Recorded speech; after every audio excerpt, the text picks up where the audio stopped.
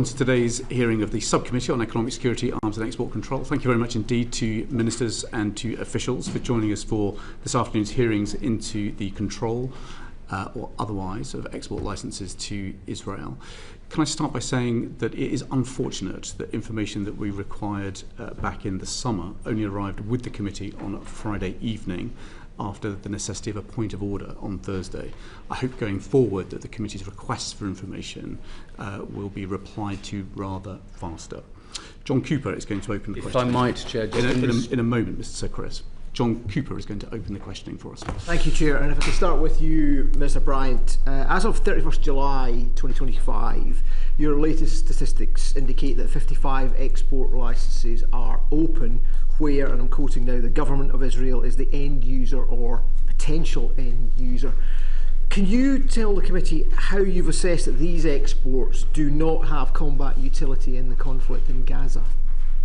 If I might just respond to the point, I first of all wanted to apologise to you, Mr. Chair, and to the committee on behalf of all three departments for the delay in responding to your letter of the 13th of August. We would have wished this to have happened much more swiftly than it has done, and I hope that we'll be able to make sure that that doesn't happen again in the future. I think you'll understand that last week was a little bit, there was a little bit of movement, shall we say, in government, and that didn't, but we did manage to get it to you eventually on Friday, and I hope you won't need to do any more points of order to the House. Grateful for your reassurances. And I should also say that whilst of course this is about export licences today, all three of us are fully cognizant of the horrific situation that is ongoing in Gaza. There are still people who have not been reunited with their hostages, their family, loved ones, and the misery continues. And we want to make sure that everything that we do in our exercising of our export licensing, which I believe to be the most robust and most transparent in the world, ensures that none of what we license is used for anything that could possibly be considered that would be used in Gaza at the moment for the repression of human rights. And I'm confident that the licences that you refer to meet that criterion. You're confident of that, but can you give us some clues to how you've assessed that? How's your assessment worked? So every single licence application is assessed when it comes into the joint unit, which is a joint unit with the three departments. We keep all of the licences, the extant licences, under review all the time. There's been a review again this summer of some of them. Some licences have expired, including some of the ones that were suspended last September, and I know that there are some people who would say that we should put more things on the controlled list. The danger of that is it's not just a controlled list for Israel, it's a controlled list for everywhere in the world. I've used this example elsewhere, but when I was in Argentina in the 1980s, I knew people who had been tortured using electric cattle prods, which were exported from the UK to Argentina and were being used for repression. Now, some people would argue that we should say that all electric cattle prods, therefore, everywhere in the world. To urge you to keep the focus on how you know that the licences that are extant for exports to Israel do not concern equipment that is being used for violation of human rights in Israel, or Gaza, or the West Bank. Because, first of all, obviously the original assessment, which I was trying to explain, is that we control certain items, and those controlled items have to go through an export licensing process, and that process is rigorous. The people in the department assess every single one, and we assess the situation in Gaza as to what might or might not be used. So, for instance, some of the items are for trainer aircraft. We have assessed precisely whether those could in any sense be used for in Gaza and would undermine international humanitarian law, and we don't think that they can or could or are being used in that way. And it's not a bespoke system then? You seem to be saying, if I'm getting this right, that this controlled list is global then. It's not a bespoke list for Israel. Am I picking up incorrectly? Yeah, well, the system is global. It exercises regardless of the country, so we deal with some 10,000 I think licenses every year. across the whole of the world, and they are not every single item that could possibly be exported to another country. If we were to introduce such a measure, that would severely limit British trade with other countries. It does apply to things which are either military or dual use, and there's a very long list of things that are considered in that, and then for any of those items they have to come to get an export license to be able to export to Israel or to any other country as well. Sure. Critical to this is the F-35 programme. Can you give us an indication of how many of those 55 extant licences are for exports to the global F-35 Lightning II programme? Well, the F-35 is a matter for the MOD, I'm afraid. So, in terms of the licences that you sign, how many of the extant licences concern the F-35 exports? So what? Go on, Rosemary. So of the 55 you refer to, Mr. Cooper, there 9 are the F-35 programme. 9. Okay. So just so we have all the numbers, so as of the 31st of July, there are 347 licences extant. Yep. 3 have been suspended. 167 of those are for military equipment. 84 concern goods that are re-exported from Israel. 21 concern research and development.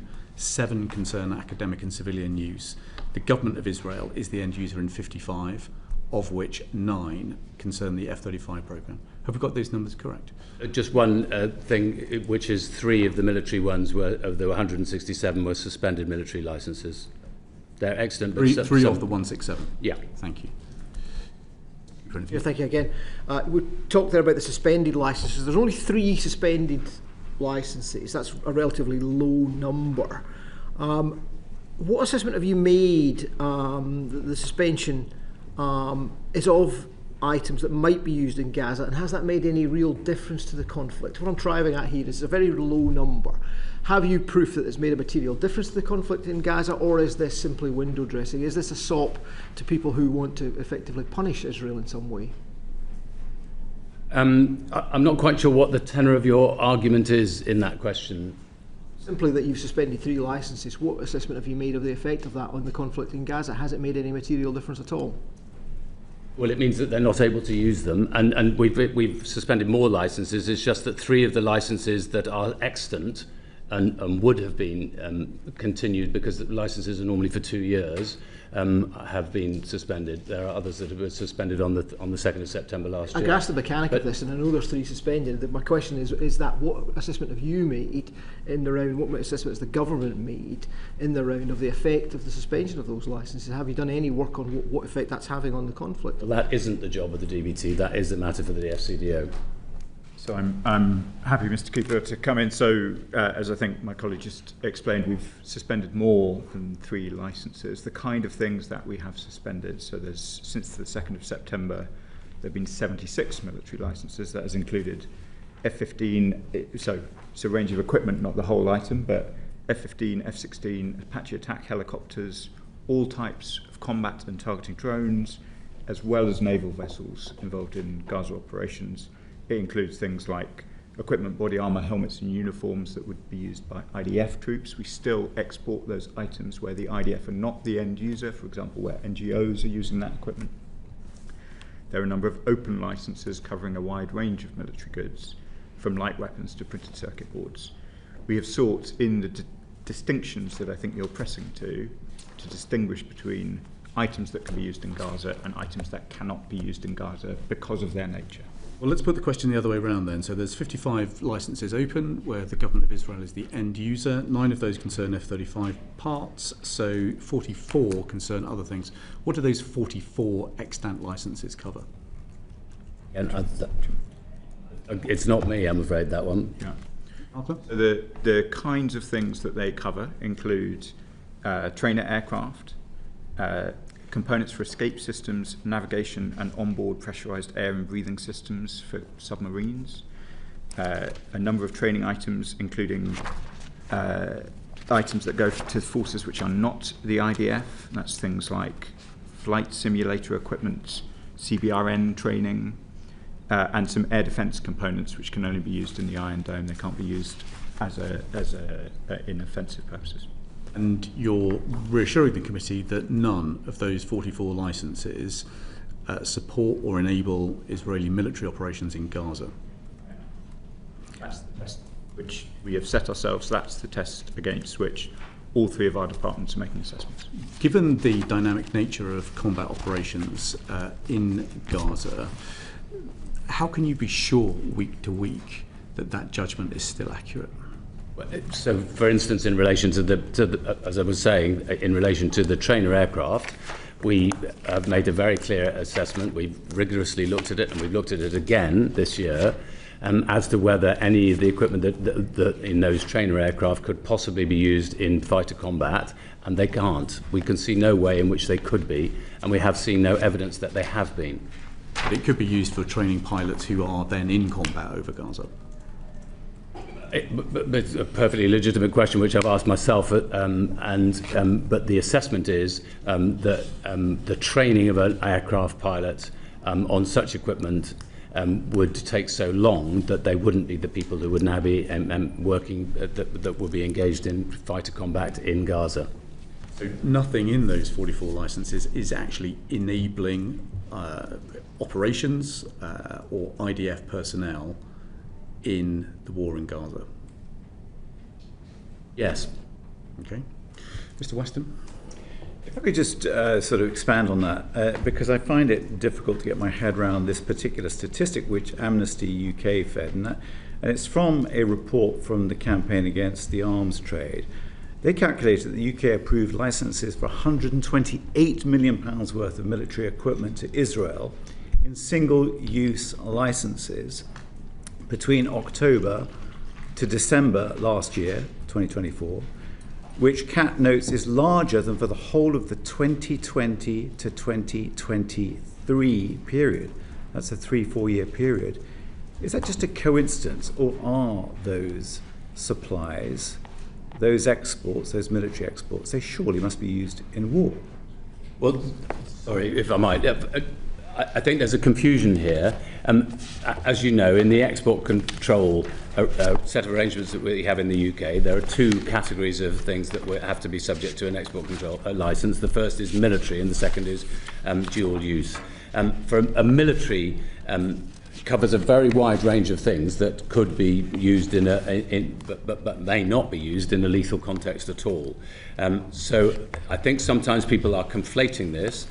As I say, for instance, the use of some of the licences relate to parts for submarines. The judgment we have made, the assessment we have made, is that that is not being used in any sense, in any way, in relation to Gaza. But it is a striking statistic, isn't it? £128 million worth of exports for military equipment in a 3-month period, which is greater than a 3.5 year period that preceded it. I might, Mr. Weston, there is 84 licences which we have authorised on the basis that they are for re-export to a third country. So in a period of international uncertainty, it is obviously the case that there will be some components from the UK going to Israel which will end up in a third country. I think Israel's expertise in drones, for example, is well known. It is likely that lots of that re-export will be to our allies, and we have not sought to restrict a component from Israel leaving and going to Ukraine or somewhere else. We do take action where we think it will end up in Gaza. So there's 50% of the extant licenses are for re-export and third country, and we take quite a thorough approach compared to many of our comparator countries on ensure we are focusing on final destination rather than simply the country we're trading to. Mr. Bryant, is it possible to have a breakdown of what that 128 million might be? Not now, obviously, but subsequently to the committee. Well, in the broadest possible sense, yes, it is. I mean, I want to be as open as I possibly can in the information that we give to the committee. There do have to be some parameters around that in terms of the commercial sensitivity of the individual companies and in relation to the security of the individual companies. So within those parameters, I'm happy to be as open as is possible. That would be very, but I should just to correct that, or not correct, but to add to the point that Mr. Faulkner was saying. He's absolutely right in saying that 50% of that figure is not ending up in Israel. It's going elsewhere afterwards. Roughly, somewhat less than a third ends up in Israel and with the Israeli government. So the tempo of assessments about whether the equipment that we're licensing is used in Gaza looks like what? Is that a weekly assessment, monthly, every so often when you get around to it? How often do these assessments take place, given the dynamism of what is happening on the ground? I think it might be best if we went to Rosemary, who is most directly engaged in that.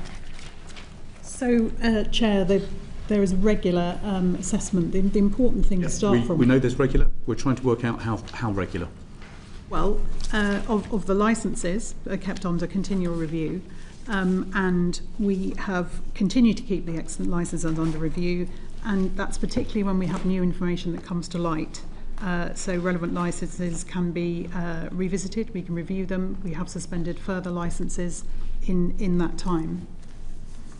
And sorry, I should just make one other correction of what I said to Mr. Weston earlier. Of course, the numbers that he's referring to are the maximum value that would be allowed under the licence. It's not necessarily the amount that actually ends up going out under the licence, so, which may be considerably smaller. I'm not still clear quite how frequently these reviews take place. So once you have got your feet slightly further under the table... No, so I'm happy to answer. The most licences last for roughly 2 years, so there is an end date to every licence, and there has to be a process of reapplication. That's why some of the licences that I was referring to earlier, which have been suspended, are still extant, if you see what I mean, but they will come to an end. I'm just conscious that this descent into barbarism continues to plumb new depths each week, and so I'm interested in how often you're asking your officials to look again at what equipment the Israeli Defence Force is using, just to make sure that we are not complicit in what is going on in Gaza. And there has been a moment that we've been able to do that in this last week again, because inevitably a new set of ministers are asking a set of questions again about, are you absolutely certain about these particular licences? Mr. Falconer, you wanted to come in there? I was just going to say, Chair, that I think it's important to distinguish between two sets of assessments. One is licence by licence, as the three departments do their work, and the other one is the international humanitarian law assessments that the Foreign Office is responsible for, which we do on a roughly 6 to 8 week rolling basis. That does mean that we are inevitably basing our assessments on the past. I'm very conscious, as you are, of the developments even over the summer that we've seen in Gaza. We are currently considering the latest IHL assessment. Well, more properly, the Foreign Secretary will shortly consider the IHL assessment, which will take us up to the end of June. Are you happy that when those reviews are published, and the last, 5 or 6 have concluded that Israel is not in compliance with IHL, are you happy when each assessment is published, there is an exercise in DBT which basically checks the 55 licences to see whether they should be cancelled? I am satisfied that the three departments do review that very carefully, and that with each assessment we make sure that is cascaded through the system. I may not. Yes, just following. And sorry, if I might, just before moving on, the other thing I think is important is that it has to be proportionate to the kind of licence that it is. There are licences where clearly the area might be more ambiguous, and those should receive more frequent and regular reassessment. But there are others which are, for instance, they are still controlled goods, but they're going to, for instance, to journalists and others, where I think that well, I'm more concerned about the 55 end user licences where the government of Israel is the end user. Yeah, no, I understand that, but we have to consider all of those, because these might move between one and another. Yeah, thank you. What burden of proof is on the government of Israel to demonstrate that it is re-exporting those products as opposed to using them in Gaza? So the point of the case-by-case licensing process is that all of that is managed before it leaves the UK. Once an item leaves the UK... There's no burden of proof on Israel to demonstrate that they have actually done what they said they would do and export it. Once an item leaves the UK doesn't have control over it, which is the point of the very, very intensive assessment of the case-by-case licensing system, based on extensive information from FCDO and MOD, which is the point of the joint unit. So we just take it on good faith? We don't take it on good faith. We take it on very, very careful assessment and information done by experts in post. And, why wouldn't you be asking for export proof from Israel that if they are importing these, saying they'll export it again, they demonstrate that? Because our relationship is with the exporter. And if there were to be any evidence at any point that that wasn't where it was ending up, then that would be a breach of the license, and then we would be able to revoke. Wouldn't it be prudent and sensible to be insisting on that? No, because the work has to be done before we get to that point. Yeah. I think you're misunderstanding the process that we have. I understand it. Thank you, Chair. My first question is to Minister Falconer. On the 1st of September, the then Foreign Secretary, sent a letter to the Chair of the International Development Committee and made reference in that letter to the Genocide Convention. The Foreign Secretary wrote, "As per the Genocide Convention, the crime of genocide occurs only where there is specific, quote, intent to destroy, in whole or in part, a national, ethnic, racial or religious group."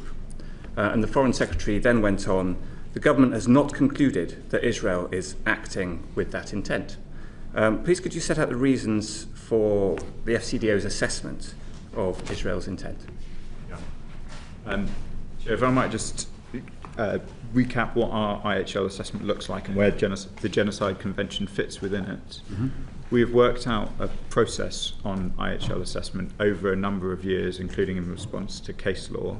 We have often focused on whether or not there is a risk of a breach of IHL, but as I've said to the House before, there are obviously other burdens that rested on us under international law, including the Genocide Convention. None of these assessments take away from the fact that it is courts that determine crimes that have been done, not the government. So everything I'm about to say is in reference to an assessment of risk, both in reference to breaches of international humanitarian law, particularly where they relate to conduct of hostilities, and of course in relation to the Genocide Convention. There are very important questions of intent.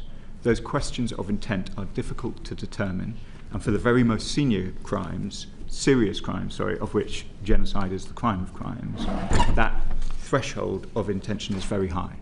That is the threshold which we ask officials to provide as full advice as possible against the facts before them.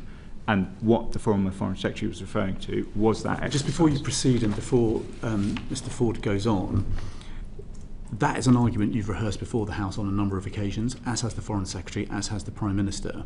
Many of us were therefore surprised when the Deputy Prime Minister now wrote to the Chair of the IDC and said the government has not concluded that Israel is acting with intent. And so, given a track record of statements where it sounded as if ministers were not going to make judgments but rather to leave those judgments to the courts, we now have the Deputy Prime Minister appearing to render a judgment. Can you just try and explain what appears to us as a contradiction? I can see the confusion, but just to step back to the assessment process, the assessment is about whether or not there is a risk of serious breaches. It is not a determination. It is part of our efforts to ensure, because there are various obligations on us even before a finding of breaches. So in the assessments that the Foreign Secretary, both present and previous, consider, there is a set of risk judgments that they are seeking to make, not legal determinations, but whether or not there is a serious risk, in this case, of genocide taking place. So, of course, the Foreign Secretary has access to assessments from officials on which he or she then makes a judgment about their legal obligations. But that is not the same as making a legal determination, which is obviously for the courts. The judgment that he has presented to the Chair of the IDC is his conclusion that there is not a risk of genocide. There is not that he has not been able to make out through the process that there is a serious risk of genocide. Mr. Ford? So, would you go further and say that the government has concluded that Israel is not acting with that intent? Could you go further? We've had this debate in the chamber a number of times where I can so feel the frustration of colleagues when, for example, in relation to the conduct of hostilities, we are not able to reach the high threshold in our assessments of being able to be sure that the intent was, disproportionate or something like that, despite the many grotesque incidents that we see. Case law is pretty clear that in order to make a determination about whether or not the conduct of hostilities were in line with IHL, there's quite a high evidential bar, which is quite difficult to meet if you are not part of the state in question. So judges have noted that often targeting decisions are done on the basis of intelligence. Intelligence other states are unlikely to have access to. That creates a difficulty for us in assessing intent. Intent is a difficult thing to assess. It exists in the mind of others. There are other things that you can look to. Can I just ask, it exists in the mind of others, it also exists in their statements as well. And of course, from former cabinet ministers of the Israeli state, we've heard phrases like fighting human animals. We know also that the Association of Genocide Scholars has deemed that there is a genocide taking place in Gaza. Do you not feel that it is a responsibility of the British government to make a determination as to whether or not genocide is taking place in Gaza? I think if you'll forgive me, Chair, I think it is a responsibility of the Foreign Secretary and the whole government to make an assessment of serious risk, not a determination of genocide, that is for courts, but to make an assessment of serious risk. And she and her predecessor do that very seriously on the basis of a assessment process which we put a lot of effort in order to try and make these determinations. You mentioned previous cabinet ministers, indeed current cabinet members of the Israeli government have made statements which I have condemned in the House. There is absolutely no illusion on the part of the British government about the gravity of what is happening in Gaza, but that doesn't take away from us the very solemn obligation to apply ourselves to the legal tests, not to make determinations, but to make assessments of risk. But of course, the problem with that approach of assessments of risk rather than determinations is that the determinations can come so late that the British state will be unable to do anything about it. So, take in point the last time that the UK recognised a genocide as having taken place, the determination around Daesh and the Yazidis, the genocide was said to have taken place 9 years prior to the determination. So surely that leaning only on risk and not seeking to make a determination falls short. I don't think so. I've been the Middle East Minister since we've been the government, and we made a very early determination, which was a very solemn, we made a very early assessment, which was a very solemn assessment that there was a risk of serious breaches of international humanitarian law in Gaza. Since that point, we have taken a whole range of actions, Mr. Ford, both in relation to suspending the licences that I described earlier, 3 waves of sanctions, restoring support to UNRWA, removing the previous government's objections in relation to the International Criminal Court, and over the coming days we will make very solemn determinations about our position in relation to the recognition of a state of Palestine. We have done a whole range of things recognising the seriousness of what is before us. That doesn't require a legal determination of any particular international crime. We have already triggered the low bar, or not low bar, it's a very serious bar, but the much lower bar of a risk of a serious breach of international humanitarian law, and myself and other ministers have taken action in response to that. At our previous ministerial evidence session, we explored that the FCDO had reached the conclusion that there was insufficient information to decide in 411 of 413 alleged incidents of breaches of IHL. Do you know what the latest figure is from the IHL compliance assessment process? Well, the latest assessment will be very shortly before the Foreign Secretary. I think the overall point that you make is correct, which is there are a whole range of incidents, many of which I have decried from the dispatch box, on which we are still unable to satisfy ourselves sufficiently of the evidential threshold to be sure that they are breaches of, or risk being breaches of IHL. And you'll have seen the extent to which the very facts of what is happening in Gaza is contested so often by all sides of the conflict. So I would say to the committee, as I've said to the House, that the fact that it is difficult to make those assessments with full confidence does not take away from the overall judgment that we have made. The way I would characterise it is you have a set of questions around the conduct of hostilities, you have a set of questions particularly around aid, because we consider Israel to be the occupying power in Gaza, and IHL is clear on the obligations that then fall, and a set of questions around detainees.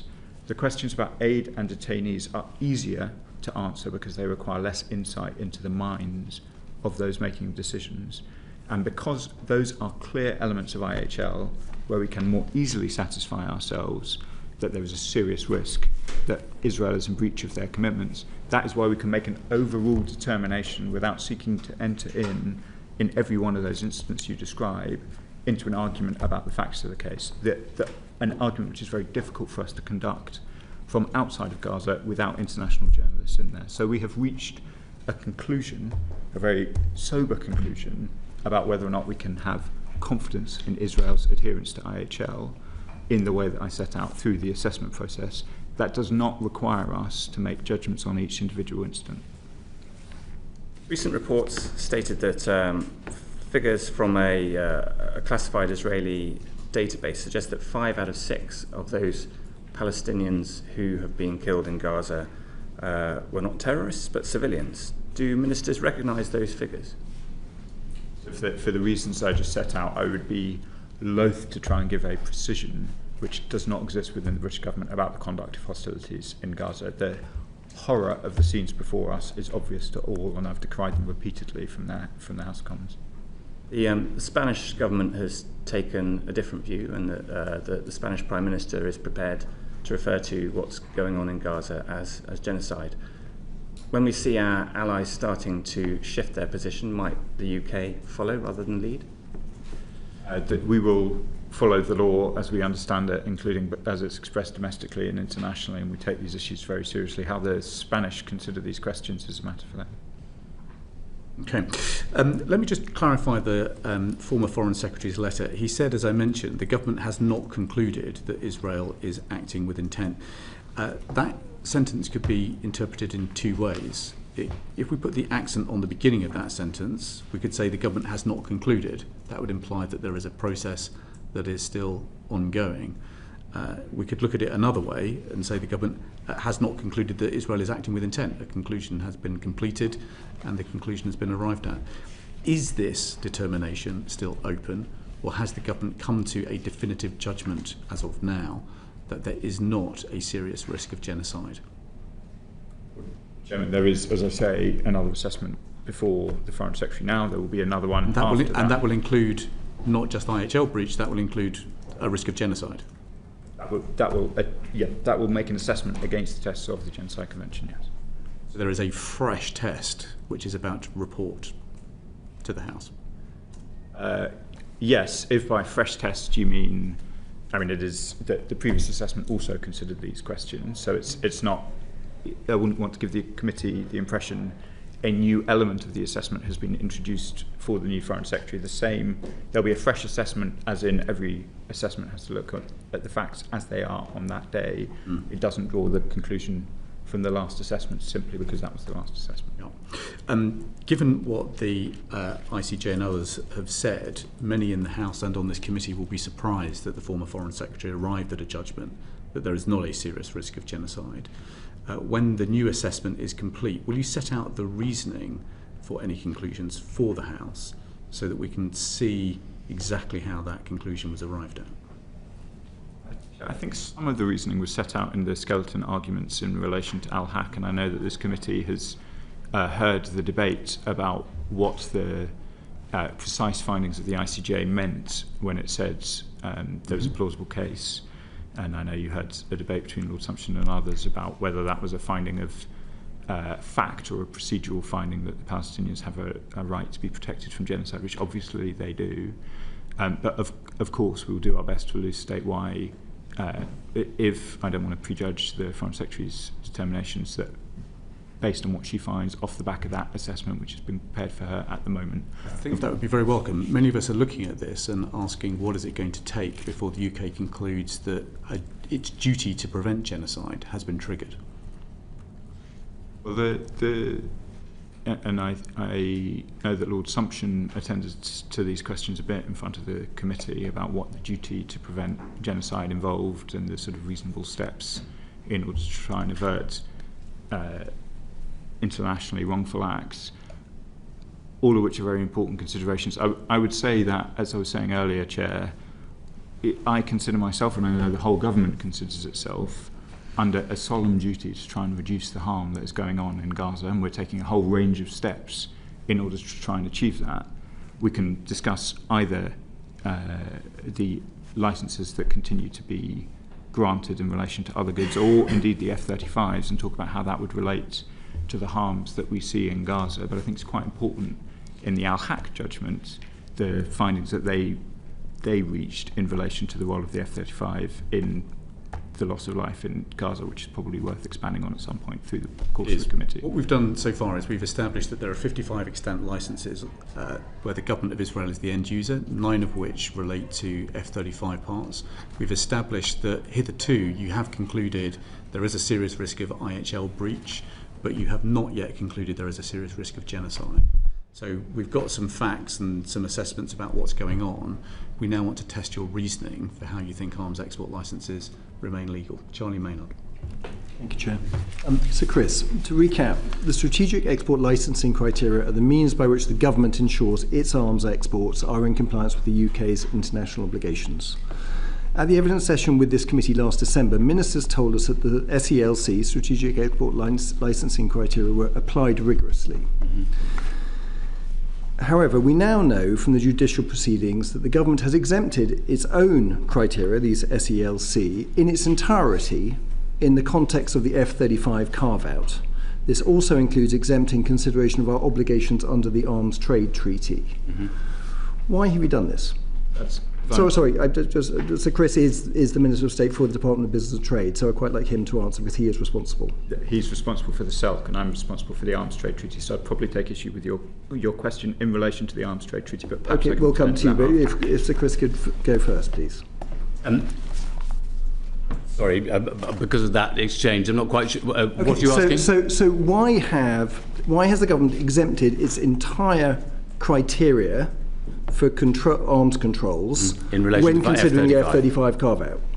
I mean, as you know from the skeleton argument that we made to the court in the Al-Haq case, which you have a copy of, we believe that whilst it is, of course, our duty, as Mr. Faulkner just referred to try and make sure that we do everything we possibly can to ensure that any of the exports that we license are not doing material damage to the people of Gaza, given the situation that we know to be existing there, because of our estimation that there is a serious abuse of international humanitarian law. Why have we disapplied the criteria? Well, the argument is in the case, but the primary point is that if we were able to dismantle the F-35 programme so as to take our element out of it, we made the judgment that if we were to do that, we would be effectively dismantling a process which is important to our national security, to international peace and security around the world, because it is part of a programme which requires consensus from 7 different countries, where any one country could exercise a veto on changing that. Now, you know that we made... Sorry, I'll just... One more sentence. You know that we made arguments to try and see whether there was a means of removing ourselves from that in relation to export licenses to Israel, and it was our judgment, as was accepted by the courts, that simply wouldn't be possible. Well, then put another way, how can the government be confident that it's complying with its international obligations if it disapplies its own criteria? So our assumption is that you assess whether you're in line with the Arms Trade Treaty through the use of the selective export licensing criteria. But in the case of F-35s, it would appear from the argument made in court that the entire battery of strategic export licensing criteria were disapplied, including criteria 1, which obviously requires you to respect the UK's international obligations, and criteria 2, and indeed all the criteria set out. Yeah, but if I will, just one moment. So from the very beginning, when the new criteria were laid out by the then government under Anne-Marie Trevelyan, who was then the Secretary of State for International Trade, in 2021, she clearly stated that the application of the SELC, the Strategic Export Licensing Control, is without prejudice to the application to specific cases of specific measures as may be announced to Parliament from time to time, which is precisely what we've done. There has actually been another instance where we've done that, which was in relation to Russia's invasion of Ukraine, which when we had to exempt in a very similar way, because there was an interim measure, obviously, to halt exports in the very early stages of war, while sanctions were being prepared by the UK. So, I mean, it is intrinsic to to our being able to operate as a government in these circumstances that we are able, in exceptional circumstances, to be able to do so. That's not what is in dispute. We know that you have the wherewithal to disapply the criteria, if necessary, in their entirety. The question is, how are you judging the UK is still acting in accordance with the Arms Trade Treaty if you have disapplied the criteria which you use in order to make those judgments? And that then is a matter, I'm afraid, for the Foreign Office. So as I think we set out in the skeleton arguments, we take the view in relation to the Arms Trade Treaty that Article 7, which you've helpfully forecast, does provide for a balancing act. It asks whether or not the conventional arms or items would contribute to or undermine peace and security, and then the Article 7 follows to 3, including whether there is an overriding risk of any of the negative consequences in paragraph 1. We set out, or rather the Defence Secretary set out his quite stark assessment of what the impact would be of suspending the F-35 components into the global spares pool. That would, in our view, undermine peace and security in other theatres. We've seen F-35s fly in Europe over the course of the last week in defence of our allies. To bring down the F-35 programme in the way that the Defence Secretary outlines would, in our view, trigger Article 7.1 and Article 7.3. And to answer the question about how we assess, of course, we're making an assessment on the basis of what the Secretary of State for Defence has advised us, which is precisely the letter that you now have. Well, we're just looking at Article 7, and we can't actually see how that would allow a balancing test. There isn't an interpretation of balancing tests in the academic commentary, nor in the ICRC, nor amongst many of our allies. We've written repeatedly to Business and Trade, as has our sister committee at the IDC. No legal authority has been supplied to back up this interpretation, and we can't see much support in international law for a balancing test either. It's certainly not provided for in the manual of the law of armed conflicts, which is issued by the Ministry of Defence. So perhaps at this point you could set out exactly what legal authority you are relying on for this balancing test, which we can't find anywhere else. It's in front of me, Chair. So if we step through it piece by piece. So if the export is not prohibited under Article 6, which I don't think the committee is arguing, each exporting state party shall assess the potential that the conventional arms or items would contribute to or undermine peace and security, and then if, after conducting this assessment and considering available mitigating measures, we determine that there is an overriding risk of any of the negative consequences in paragraph 1, the exporting state party shall not authorise the export. That seems to me a relatively straightforward, in the normal reading of it, opportunity to, is it going to contribute or undermine peace and security? We have on one hand the potential involvement of it within the conflict in Gaza, where I think it's worth saying that the judge, the two judges in fact, when considering it, said the grave risk to life in the ongoing military operations in the Gaza Strip is not created by the F-35 carve-out and would not be removed by the suspension of the export from the UK of F-35 parts into the F-35 programme. That seems to me a relevant consideration to would it contribute to or undermine peace and security, as to is the element set out by the Defence Secretary where he warns about bringing down the F-35 programme through ceasing provision to the global spares. I'm sure Minister Pollard would be able to give more detail to it, but it feels pretty straightforward to me. The text that you've put in front of me does provide for that balancing, because the question is, would it contribute or undermine peace and security? The Arms Trade Treaty in its entirety is pretty clear. It's not presenting balancing tests, it's presenting absolutes. And the absolutes that it presents are that if there is a risk that exporting something contributes to a breach of international humanitarian law, then the export should not be allowed. Is it not quite clear even from that text that it's saying, I mean, both the text in itself, but Article 7 is clear that this is not an absolute article, because it's saying if the export is not prohibited under Article 6. So I read from that. But it's also saying if the item could be used to commit or facilitate a serious violation of international humanitarian law, the exporting state party, i.e. you, shall not authorise the export. I mean, we undertake these assessments on the basis of all of the legal advice available to us. The legal advice that we have is that Article 7 provides for a balancing test. We've set that out in skeleton arguments before the court.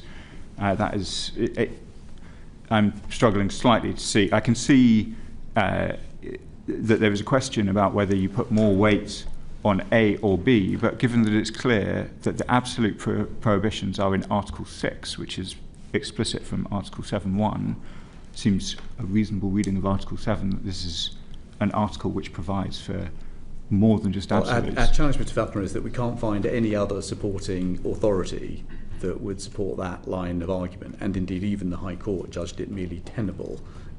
So perhaps we could make progress in this way. Perhaps you could undertake to write to the committee to set out the legal reasoning that supports your interpretation that you presented to us today. Would that be okay? Yes, I do think it is in the skeleton argument, but I'm happy to expand on it. Thank you very much. Mr. Weston. Minister Pollard, and that is, I'm just interested to know what is your understanding of the purpose of the RAF surveillance flights? The RAF surveillance flights from RAF Akrotiri are solely for hostage rescue. So they're designed to seek to identify the hostages that are being held, and then for a test to be applied to the information, if they are able to locate any, that says we will transfer that information only when we believe that the information that is transferred will be used in accordance with IHL. It's not for any other aspect other than hostage rescue. The flights are unarmed. They were previously carried out by Shadow R1. What are they? So we don't give out details of operational flights as standard practice. Total number there? I would need to check the total number, and I can come back to the committee if that's appropriate to release that information. As standard practice, we don't often reveal the flights or the frequency of flights. As these are unarmed aircraft, many of them will squawk and can be picked up on open source. So even though the MOD may not reveal them, there may be alternative methods that the committee can find the answer. These flights are identifying the locations of hostages? They're seeking to do that, yes. Okay. Just keen, really, whether your department can confirm whether Israel's been using the F-35 in Gaza. So use of that would be a matter for the FCDO to assess. Routinely, the Ministry of Defence would not assess the operational use of partner nations of military assets, but the particular use and tests of that would be an FCDO-led question. I could ask Mr. Faulkner then, or Minister Bryant, on what basis has the government identified that there is a clear risk that the export of F-35 components would cause serious IHL violations? I appreciate it goes back to slightly where we've been before on this, but clearly. If I might just say a little bit about the likely use of F-35s. So F-35 is, I think, makes up 40 of the 300 combat aircraft available to the Israelis. What I'm about to say is supposition rather than the hard fact. It is not obvious we are not notified about the use of F-35 by Israel, and there certainly is at least one occasion where we know that F-35 aircraft was used in a strike, which is in July 2024 in Gaza. Against Mohammed Deif. It is likely, we would suppose, that the F-35, as Israel's only fifth-generation combat aircraft, is used much more often for other tasks where the air defence, being able to conceal yourself from another state, is more likely to be required. Like Qatar? For example, Qatar. So we would not think it is likely to be a very routine part of the strikes in Gaza, which come across our screen so often. Experts tell us that it's really not the most appropriate vehicle of force for use in Gaza, that the F-15 is more appropriate. So why do we think it should be permissible for them to use it anyway? I'm not sure I followed the end of the question. So experts tell us that the F-35 is not actually the most appropriate vehicle of force in the aerospace to be using for this kind of conflict. That the F-15 is a far better vehicle. So why are we even allowing the F-35? We've talked about the permissions, the trade permissions, because it's actually not the most appropriate. We wouldn't want it to be using. Yeah, I mean, just to be clear, we have suspended a whole series of export licenses for F-15s, Apache helicopters, drones. In the assessments that we do, the most regular sort of use of or military equipment being used that is most often associated with strikes of real concern. Sometimes it's artillery, often it's drones, sometimes it will be an airstrike, but in some of the instances that will immediately come to mind, including the strikes on a hospital, it will not be necessarily combat aircraft that are involved. Where those combat aircraft are not F-35, then they have been suspended. The reason why we have not suspended F-35 is not because we think conceptually it cannot be used in Gaza. As I say, in July 2024, it does appear to have been used in Gaza. It is because of the wider issues that we described in the debate about Article 7. I understand that. It just seems that it's almost like an academic argument, given that there's no need to be using it, I guess is my simple point. If you say, Mr. Faulkner, that it has been used, and you gave a date when you believe it was used, what is the likelihood, what are the chances of being used again in Gaza? So I want to be clear, Mr. Weston, that it is very difficult for us to determine, given all of the things that have been said so far, exactly what weaponry has been used when in Gaza. The lack of international journalists, all of the obvious reasons that would make those determinations difficult. I suspect that the F-35 is not used regularly. The strike in July 2024, I think the Israelis believed was against a particularly high-value target senior in the leadership of Hamas. So it may be that it has been used on other occasions for similar such strikes. We would be surprised if it were being used with any great regularity, but it's difficult to give the committee very precise answers on that, given the constraints about the information available. It could be used in the West Bank. It in theory could be used in the West Bank. I'm not aware of any reporting of in the West Bank recently that could be similar to this sort of signature of an F-35 strike in the way that we've seen in other places, but I can double check that point and come back to you. And just to be absolutely clear, Mr. Weston, we have rejected and ceased licenses where people have sought to export other equipment for other airplanes, which we were fairly clear would and could and in all likelihood would be used in Gaza. And the only difference about the F-35 is the way that the whole system is constructed. Understand. Mr. Pollard, just come back to you. Do you have an estimate for the number of sorties that have been undertaken by F-35? And what information does the government have on targeting and the ordnance used by the Israeli F-35? We don't routinely collect information on the activities of Israeli planes, and so we don't have a lot of that information that I'm afraid I can share. So with the surveillance flights, we don't actually keep data, we don't record anything about any of the amount of destruction of any part of Gaza during those flights? Oh, so if we're looking at the activities of the hostage search flights, that's solely for the intention of locating hostages, so that all the activities of those flights are based on hostage location to assist in the search and rescue for those hostages, and so that's their primary and only tasking. We don't ask them to look at additional activities. Their sole tasking is on hostage rescue. So, but may not ask them specifically to do that, but in terms of the information recorded, and I'm not familiar with how RAF surveillance flights work, but I can imagine that they are recording data of an urban landscape across Gaza as they are flying, and then from that data you would be able to ascertain the amount of damage and the type of ordnance that may be used.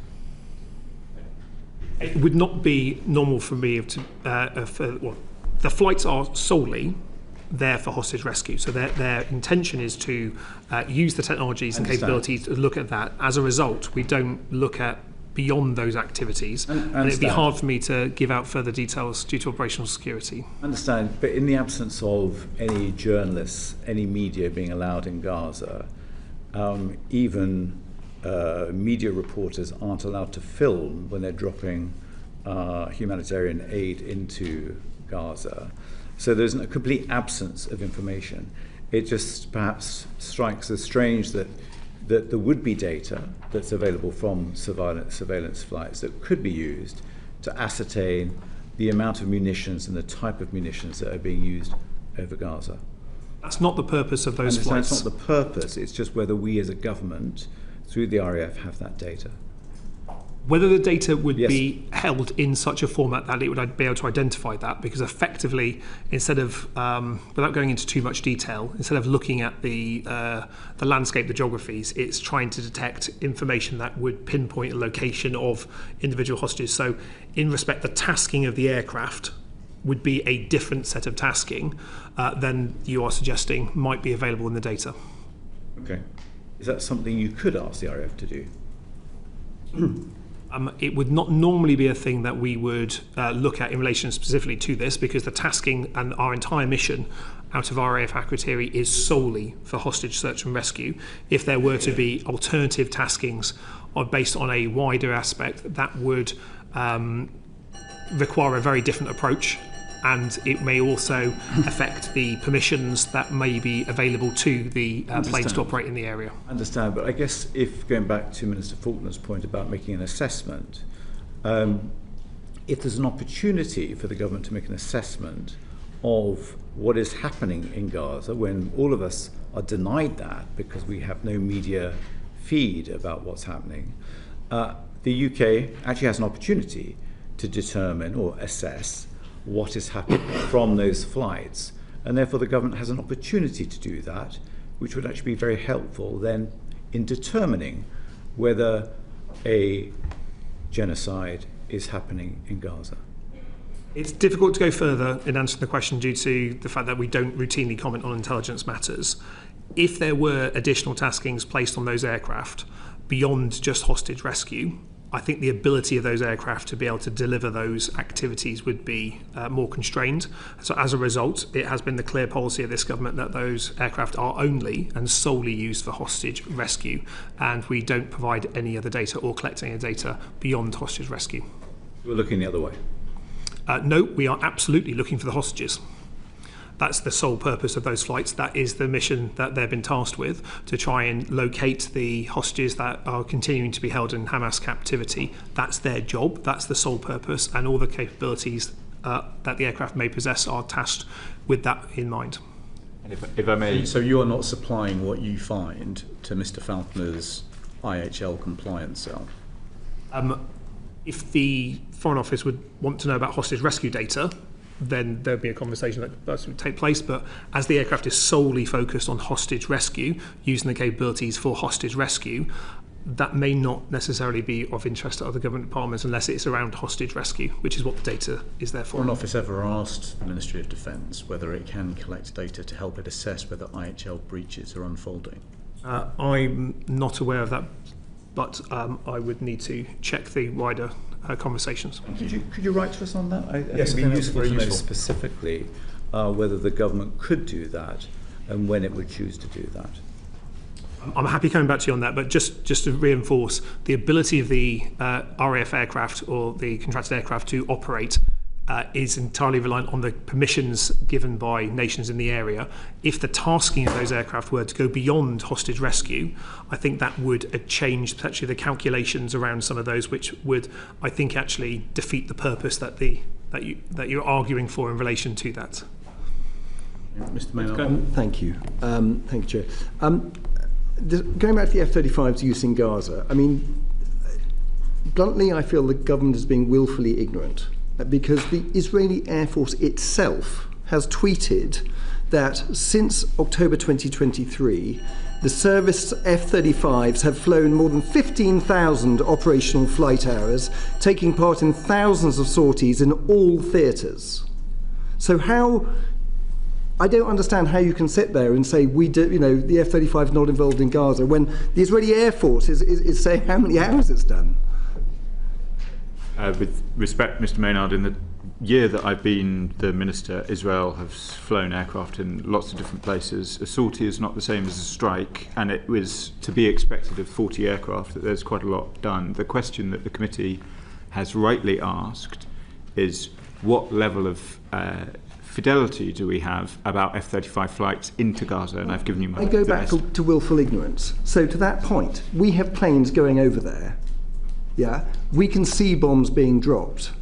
We can see whether those are, we can join those dots, and we are choosing not to. Mr. Maynard, I am not showing willful ignorance. I am not ignoring evidence that is before me. We consider, it may be how it looks, but I'm telling the committee that every piece of evidence which is before me and every piece of evidence that is before the Foreign Secretary, we consider. There is a difference, as I'm sure you know, between a drone flight, which happens at a much lower height, and an F-35 flight. You cannot tell from a drone necessarily that there is an F-35 above you unless it strikes beneath you. Here for all of the questions of the committee, but I would prefer not to be told that I'm turning a blind eye to things when I'm telling you that's not what I'm doing. Okay, my question has been answered. Thank you. Okay. I want to just move on to some of the arguments that were rehearsed by the government in court. And the government's position, as I understand it, in the skeleton argument and indeed in the argument presented, was that there was no need to calibrate, your phrase, the risk of serious IHL violations, given the importance of the F-35 programme. And so the implication of that is that there is no IHL breach that could potentially be so serious that it would result in a different decision on F-35 exports. Is that the case? It'd be helpful. Sorry, the use of calibrate is a... This was a phrase that was used in court, and the judge, in summarising the government's position, concluded that the government was in effect arguing that it had no need to calibrate the different kind of IHL breaches that it was concerned about, in essence because there was no IHL breach that was going to be so serious or could be so serious that we would stop exporting parts for F-35s. So is that the case? Chair, without prejudice to the arguments that we made in court, because it's quite difficult for me to zone in on exactly which part of the skeleton argument or the judgment that you're referring to, but I would say 187 of the judgment.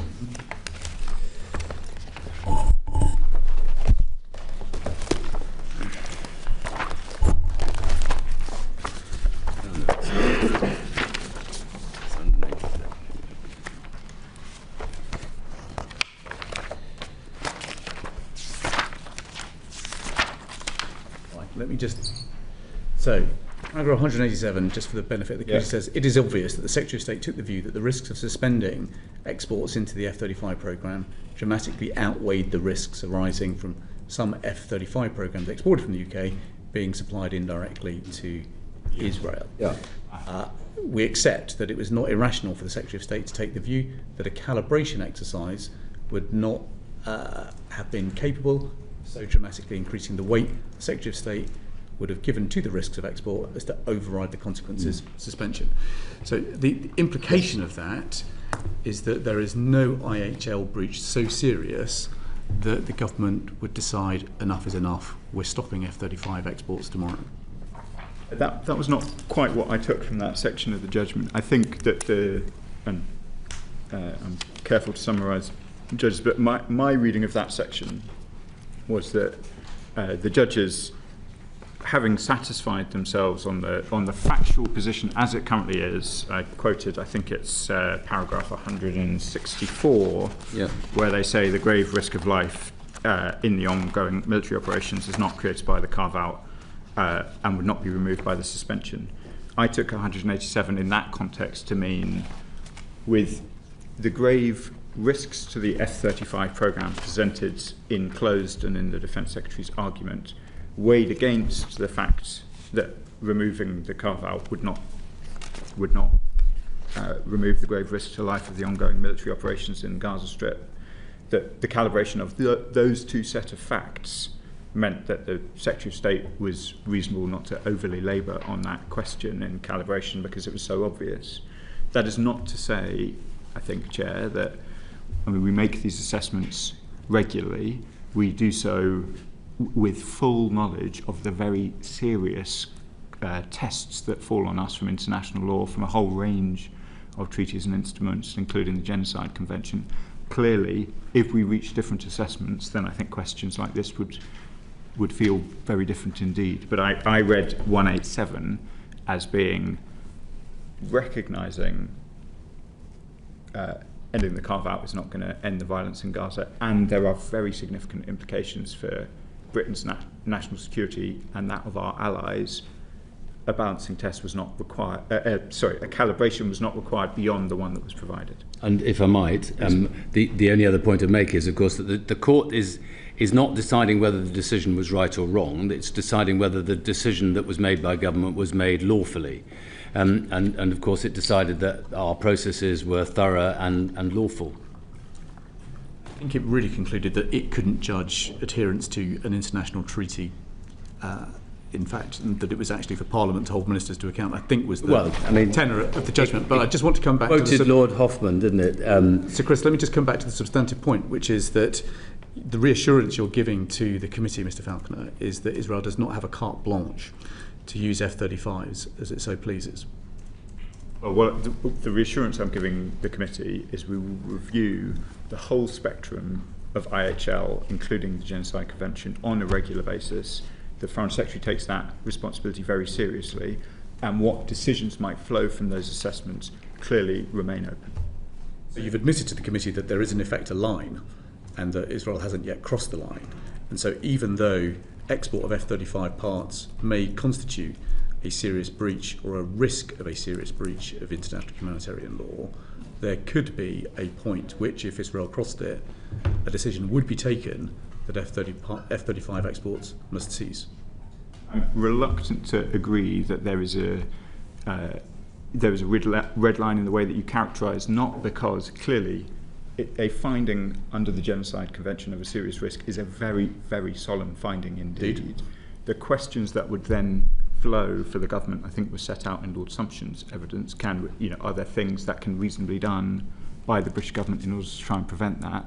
Those would be the questions that would flow to us under those circumstances. The reasons why I'm slightly reluctant to accept that those are the considerations of a future time and these are the considerations of today is because it would be to undermine the solemnness of the decisions that we took in September and have taken since. There is no ambiguity in my mind about how grave the circumstances are in Gaza. I am doing everything that I can in order to try and bring about the objectives of this government, which are an immediate ceasefire, aid getting in, hostages being released, no future for Hamas and a two-state solution, I wouldn't want to give the committee the impression that I or anyone else in the government is waiting for some further thing to be triggered before we really seriously get busy. Yeah.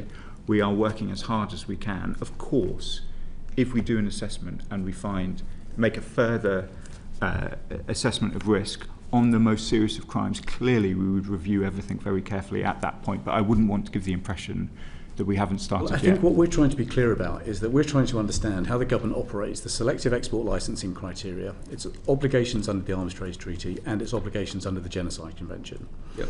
And the implication of the obligations under all three of those systems, you've assured us, does not mean that Israel has a carte blanche to use F-35s in whatever way it likes. More importantly, it doesn't have a carte blanche. Okay, full stop. We've established there's no carte blanche. In which case, then, there must be a line which, if Israel crossed it, the government would take a decision that F-35 exports must cease, no matter the impact on other... Well, so if I could go to... the question of international law, I think that we have already made a solemn judgment about the risk of breaches of international humanitarian law.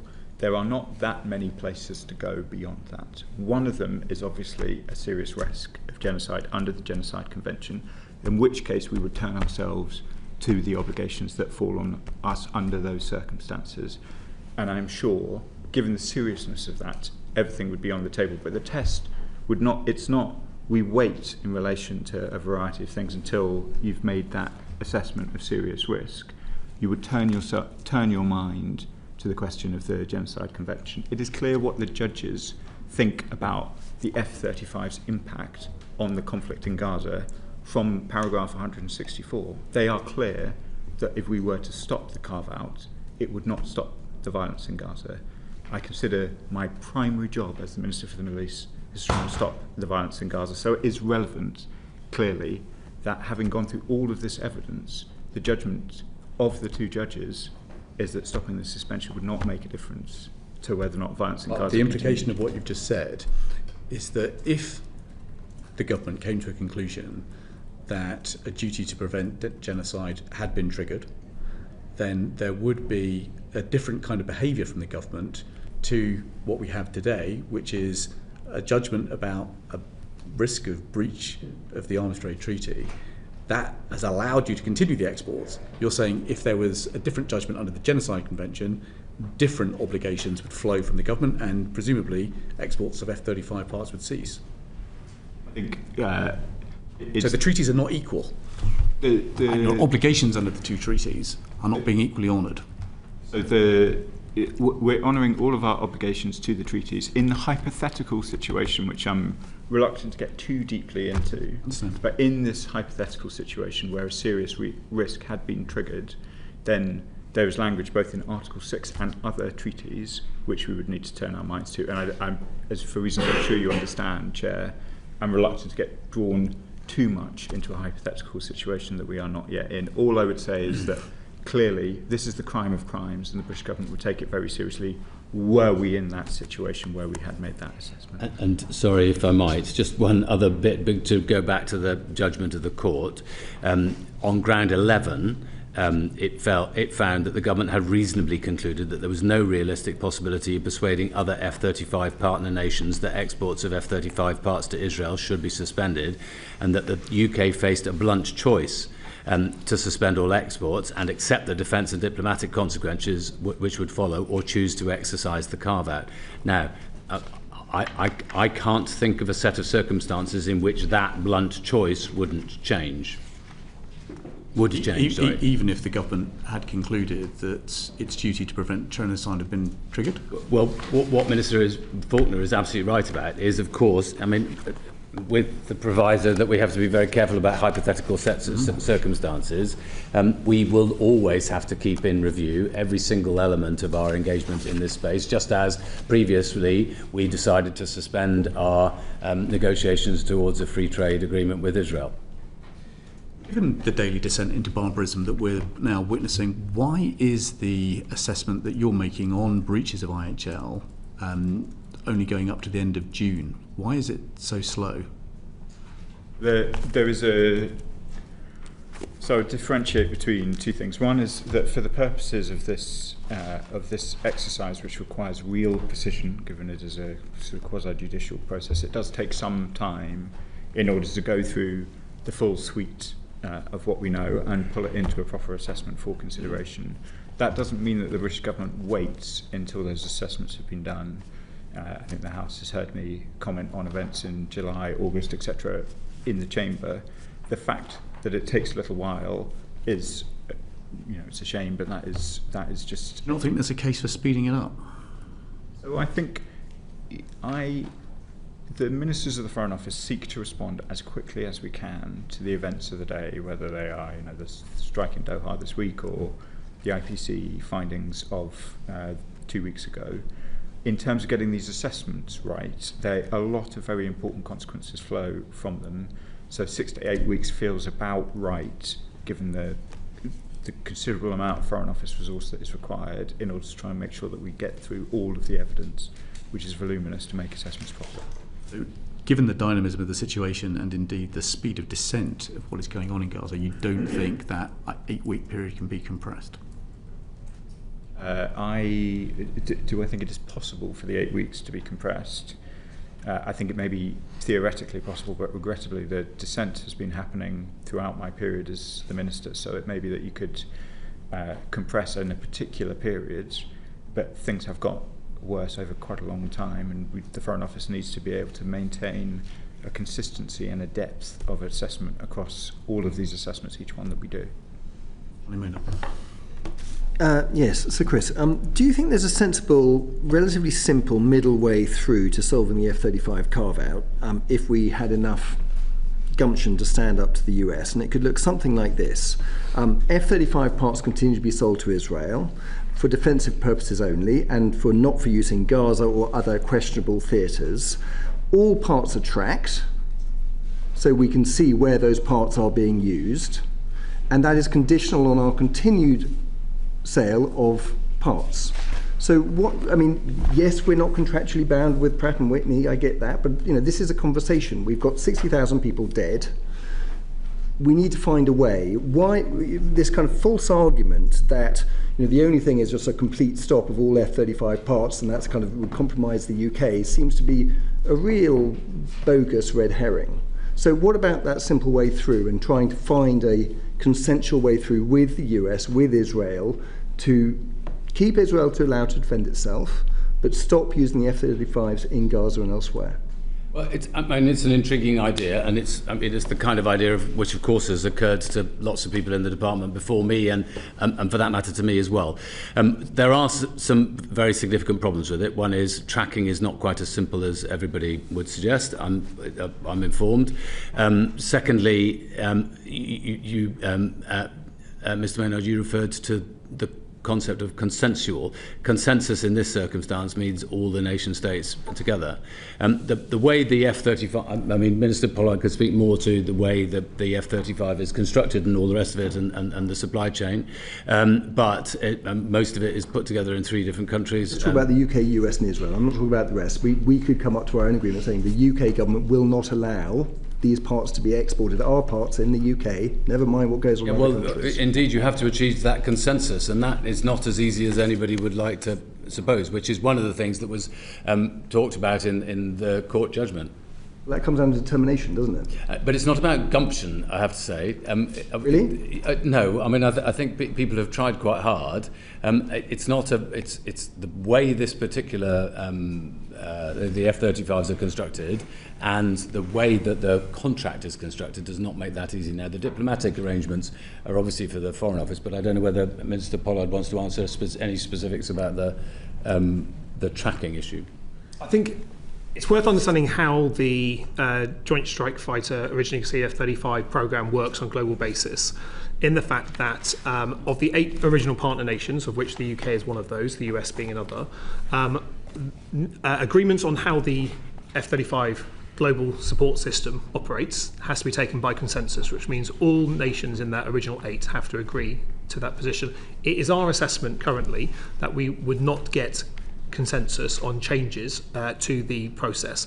And the way that the system works is that the UK manufacturers making bits of the F-35, and we make approximately 15% of every F-35 on the planet, where there's no alternative sourcing. It is only us that sources into those programs.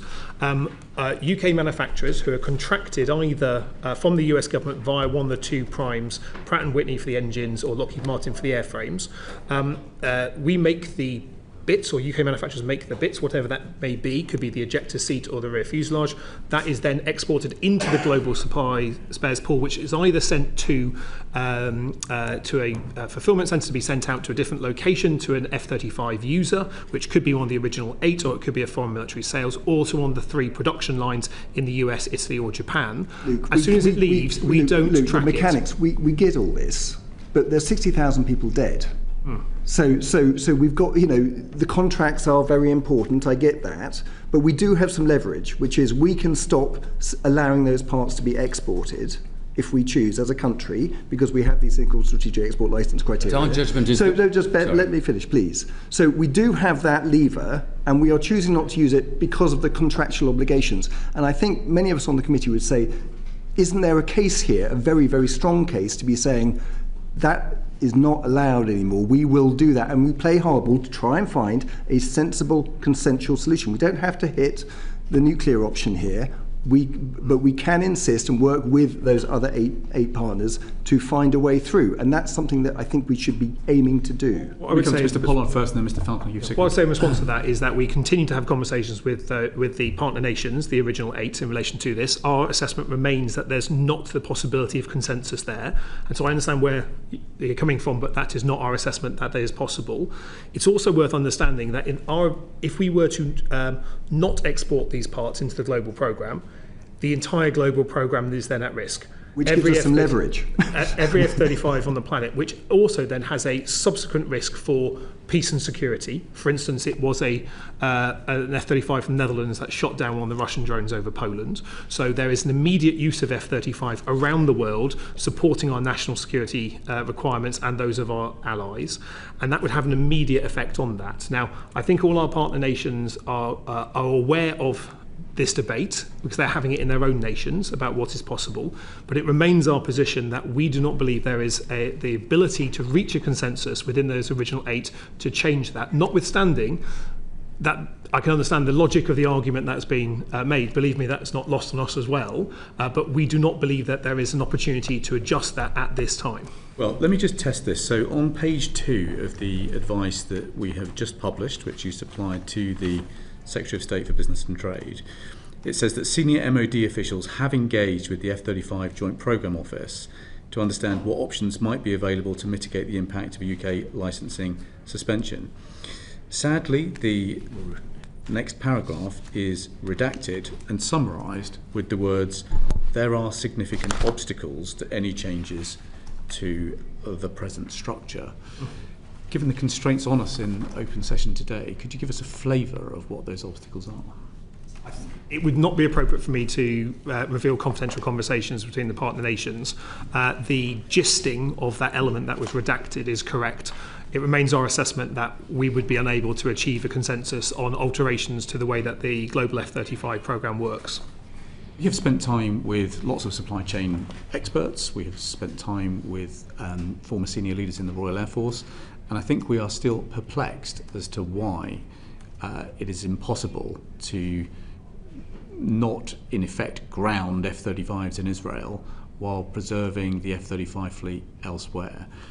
Given the constraints on you, in terms of the evidence you can present today, could you look again at how you could explain to us here in Parliament that it is impossible to ground F-35 planes in Israel without grounding the fleet around the world? I'm happy coming back to the committee, but it would be the same as the evidence presented in the Secretary of State's letter, in the fact that the F-35 system is a global system that does not operate different systems for different nations. It's a single global system, and in which circumstances any changes to how the F-35 procurement system on a global basis works requires consensus, and we do not believe we can achieve consensus. Has just told us that Israel does not have a carte blanche, that there is a line that exists, that when Israel cross that line, there will have to be consequences. So at some point, this bridge is going to have to be crossed. And it could be you're telling us that that bridge requires a consensus amongst the partners.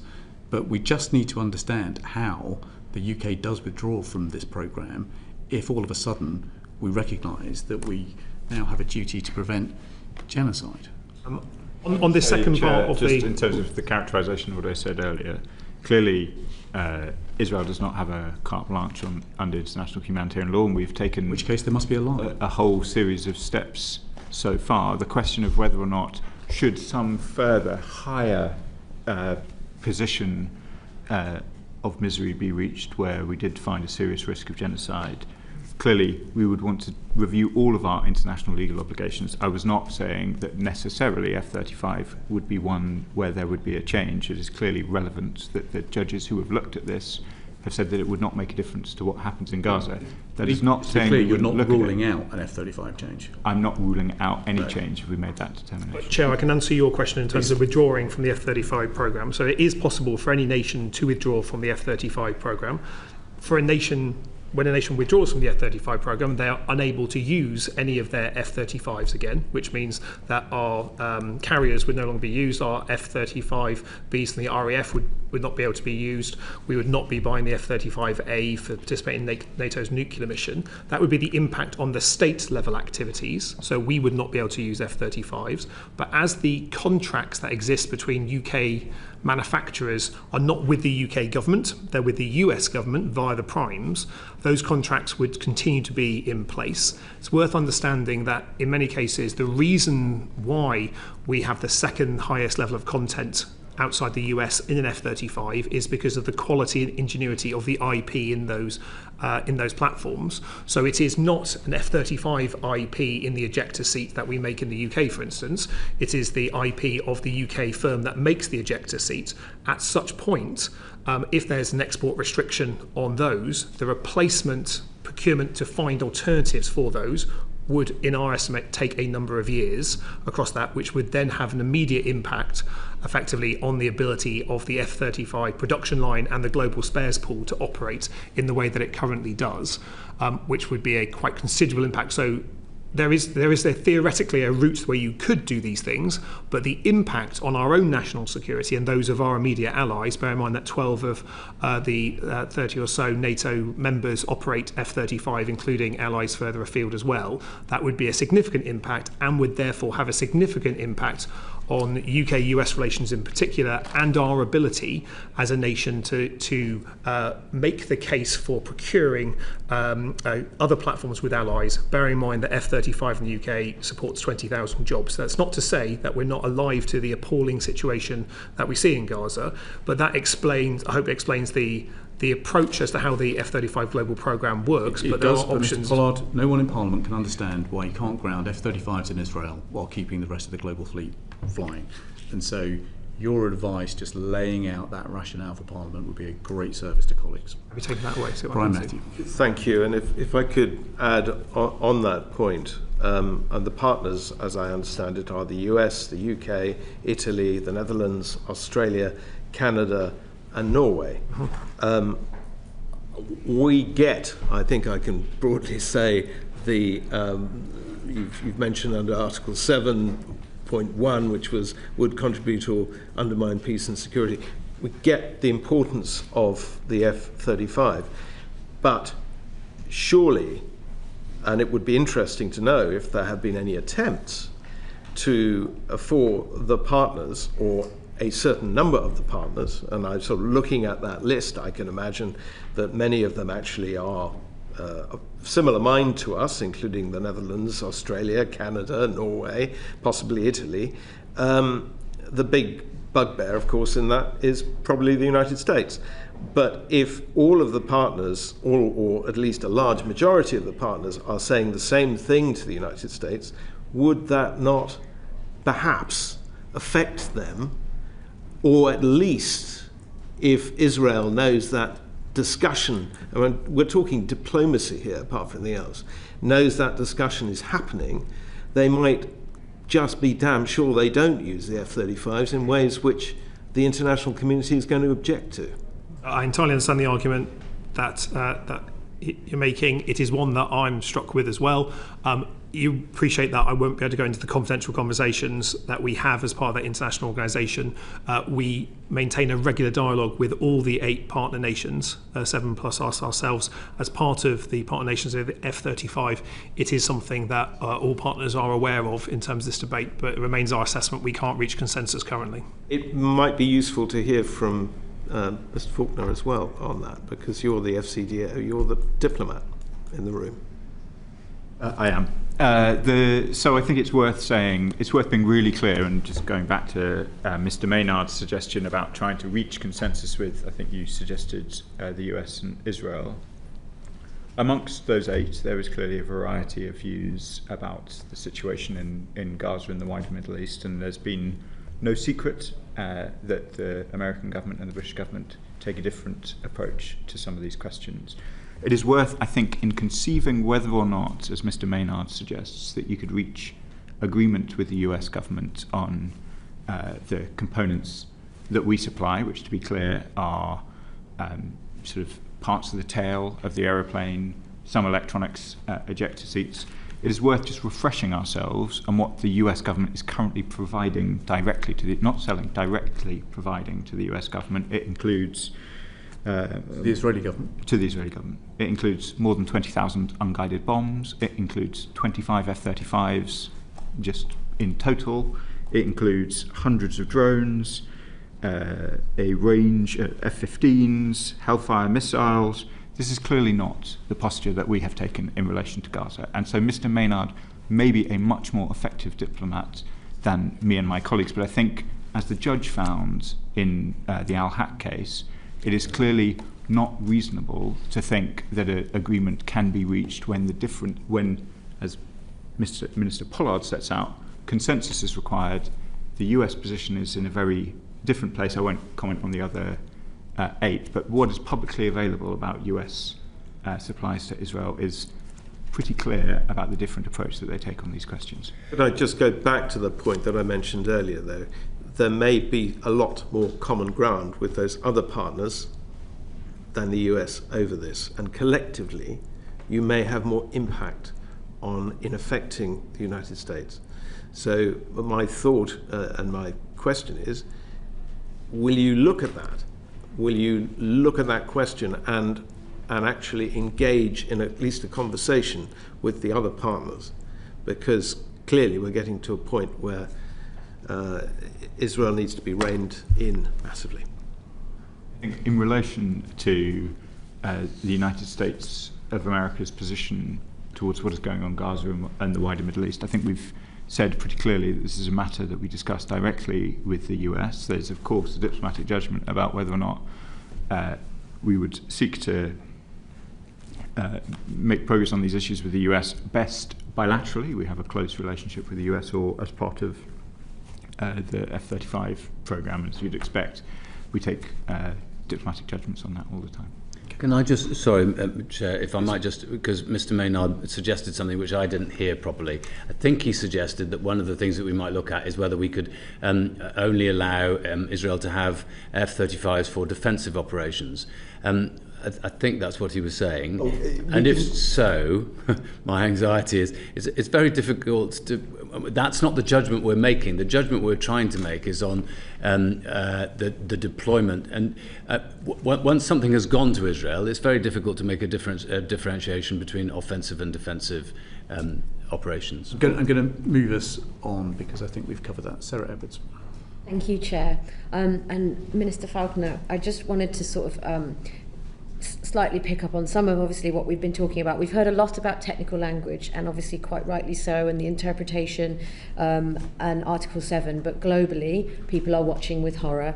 Our constituents are watching with horror, and what they want to know is what power the government has and how it deploys it, what's available to it to try to help to bring an end to it. And we've talked a bit about some of the things that have been used, some of the things that have been implemented. So they want to know, what is the pressure that can be put on? How are we doing that? Are we doing everything? And some of what we've heard in this session has related to licenses at the moment. You know, for example, we take the flight training equipment. So there may be a decision that's currently taken that, well, it's not going to be used at the moment. We could get into that again, but we've dealt with that. I think what people want to know is, why are we not putting everything available to us on the table? Why are we not making it difficult? Should it be that they can use training equipment or any other equipment? And why have we made a decision not to go as far as we can? Because it feels as though the evidence and the weight of that, for anybody watching, regardless of what the criteria might be, actually people don't necessarily want to hear too much about the technical argument now. They want the moral argument to succeed. And so I just wondered if you could speak to why we have still not made some of those decisions, and how much more power do we have, and why haven't we deployed it? Well, thank you. I think it's absolutely obvious. I came in, as my colleagues did, as the Foreign Secretary at the time, came in with the policy objective of an immediate ceasefire. Other than for one brief period, we have not achieved that objective. We came in wanting the hostages out, humanitarian aid, Hamas removed. All of these things remain outstanding. I can assure the committee it is not from a lack of effort on the part of HMG that we have not made the progress that we want to see. We have announced to Parliament a whole range of measures which we hoped would lead to change, whether it's sanctions on Mr. Smotrich and Mr. Ben-Gvir, the steps we took in relation to the International Criminal Court, 3 waves of sanctions, restoring funding to UNRWA. All of these things have made very little impact, demonstrably, on what I think the Chair described as a descent in Gaza into ever greater horror. We now have famine in Gaza. I think it's only the 5th IPC determination in its history of famine. I cannot pretend to the committee that our efforts are working. Were they, we would not be in this situation. I find the discussion about arms exports in some ways to be frustrating, because it ends up in, as you say, quite a technical and detailed discussion. So let me try and set out from a Foreign Office perspective what we are trying to do in relation to these questions in Israel. Bombs, bullets, anything that can be used in Gaza, we have sought to suspend. Those things whose purposes we support, so for example, the Iron Dome, we do not wish to see missiles land in Tel Aviv. We do not want to see Iran able to threaten Israel.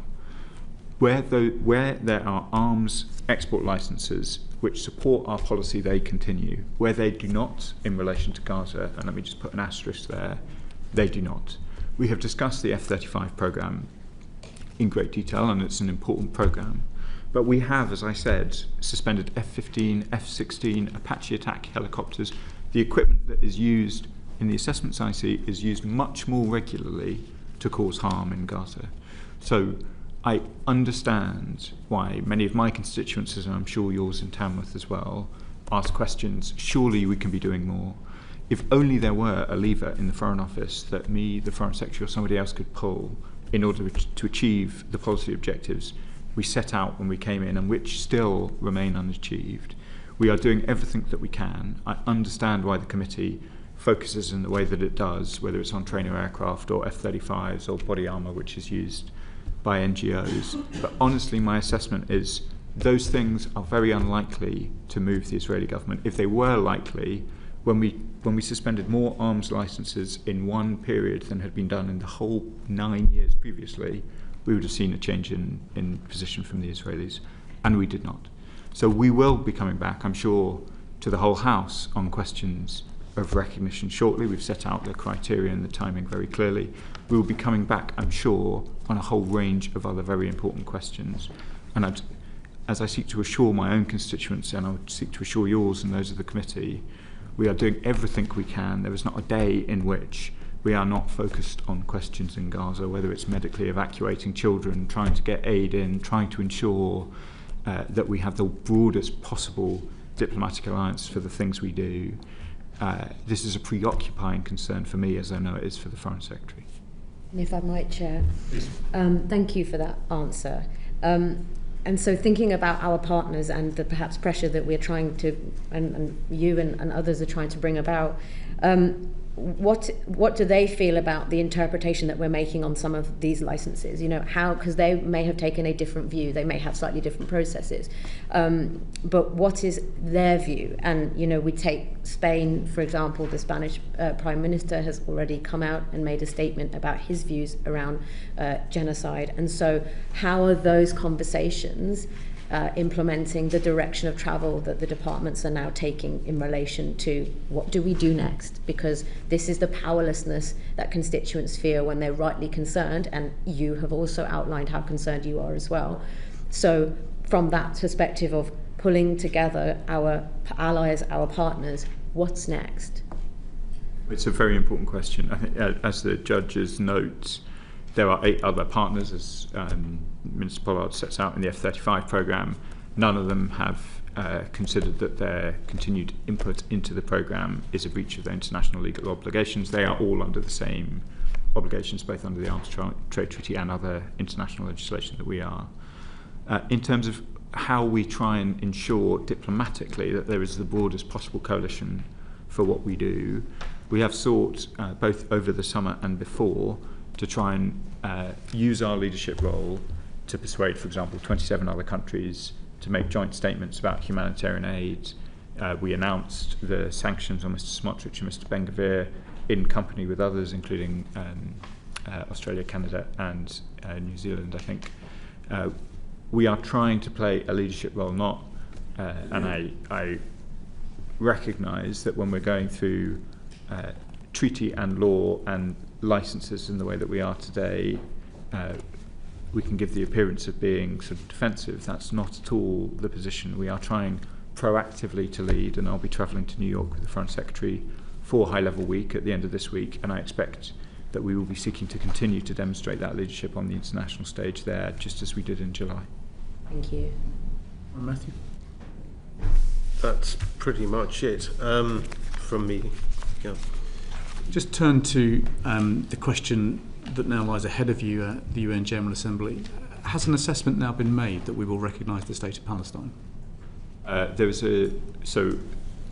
Chair, I'm sure you know all this, but the previous Foreign Secretary set out in a statement in July the tests against which an assessment would be made. The Foreign Secretary will provide advice to the Prime Minister. It is the Prime Minister who makes determinations about recognition.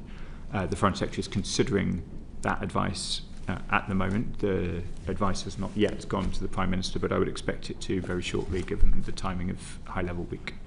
So the advice is likely to go to the Prime Minister this week? I would assume so. If the decision is taken to recognise the state of Palestine, how will it change the way in which we control the export of weapons to Israel? We will, again, Chair, I'm rather reluctant to go into the hypotheticals, but there are clearly there's a difference in international humanitarian law in the status of conflict between two states and a conflict within a state. So that will be obviously we will be turning our mind to those questions. In terms of our overall obligations under the Arms Trade Treaty, I don't think there would be an enormous change, because I think the tests remain pretty consistent regardless of the status you put on the territory in question. So I'm sure there will be some legal considerations if we are to make that determination. It's probably too early to be able to elucidate them to you all as clearly as you would like. If we made that determination, would it not require us to examine much more closely the use of weapons in the West Bank?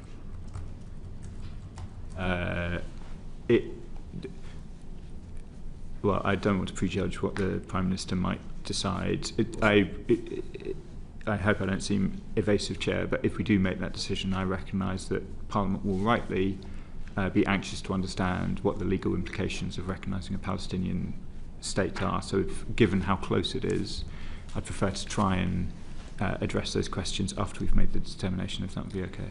I understand the prohibition on arms exports at the moment relates to arms that may be used in Gaza. Am I right in saying that there are licences for weapons that could still be used in the West Bank? The test is what is happening in Gaza, but as you've seen from the discussion this afternoon, we are looking mostly to what use they might be put. It is difficult for the reasons we discussed with Mr. Matthew to determine, in fact, which weapon systems are precisely used in Gaza. So the prohibitions, or the suspensions rather, of arms export licences, which were focused on Gaza, would also apply to the West Bank, because we have no geo-tracking on how these weapons are used. So Israel is engaged in a number of places. We would consider that the suspension of licences justified by IHL assessments of conduct in Gaza would also affect weapons in use in the West Bank, East Jerusalem, southern Syria, or anywhere in Lebanon. The question we asked at the top of the meeting was whether any of the 55 extant licences for which the government of Israel is the end user were being used in Gaza, and Sir Chris said that they were not. Can you provide the same reassurance that the licences that are currently extant, where the government of Israel is the end user, are not being used in the West Bank? I can. I will double check the point and write to you, but my understanding has always been that and just looking at the licences themselves, they are not, the air defence elements are not in use in West Bank, but I will double check the point and return to you. It's my understanding that the prohibitions that cover Gaza would also cover the West Bank and other places where similar such activity might be taking place. Well, I was going to say all of that, but and I think it should probably be me that's writing to you. Yes, maybe a joint letter. Thank you very much. If there's no other questions from the committee... Sorry, if I might just one thing. Please. Following UNGA, if whatever decision is made by everybody, if there are implications directly for us, then I'm very happy to write to the committee and engage with you directly. Thank you. I appreciate that. I think we've established that there is a line that constrains Israeli conduct, and so there may well be further sanctions and controls on weapons exports if there is an assessment that there is a potential risk of genocide and that our duties to prevent genocide are triggered. We've established that there are 55 licences still extant, that the government of Israel is the end user. You've undertaken to write to us with the detail that you can supply about what those licences actually relate to. Mr. Falconer, you've undertaken to share with us in the next IHL assessment a little bit more about your reasoning as to why the government has arrived at a decision that there is not a risk of genocide. You've also offered to share some of the legal logic which we lack about why you think a balancing test is possible within the constraints of Article 7 of the Arms Trade Treaty. And Mr. Pollard, we're grateful for your reassurance that you'll supply, to the extent that you can, an argument as to why we can't ground F-35s in Israel while keeping the rest of the global fleet flying. This committee, like you ministers, is looking at what is going on in Gaza with utter horror. We wish the hostages could come home soon, but really, the conduct of Mr. Netanyahu's government is simply outrageous, and we should not be complicit in it. Thank you very much indeed for providing us with evidence today and for the background evidence that you have supplied to us last week. That concludes this hearing.